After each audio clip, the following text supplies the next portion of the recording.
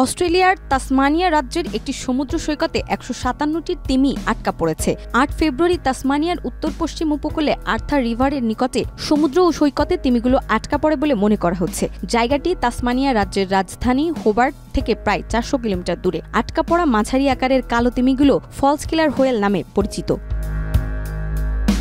এই ঘটনায় অস্ট্রেলিয়ার পরিবেশ বিষয়ক দপ্তর department of natural resource and environment ১৯ ফেব্রুয়ারি এক বিবৃতি প্রকাশ করেছে। তাতে বলা হয়েছে, কর্তৃপক্ষ তিমিগুলো উদ্ধারের চেষ্টা করছে। সামুদ্রিক প্রাণী বিশেষজ্ঞরা ঘটনাস্থলে উপস্থিত রয়েছেন। ব্রেন্ডন ক্লার্ক নামে Tasmania park and wild life সার্ভিসের কর্মকর্তা বলেছেন, ১৫৭টি ফলস কিলার হোয়েল আটকা পড়েছে। আমাদের অনুমান তিমিগুলো ২৪ থেকে ৪৮ ঘণ্টা ধরে সেখানে আটকা পড়ে আছে। এর মধ্যে আরও ৯০টি বেঁচে আছে।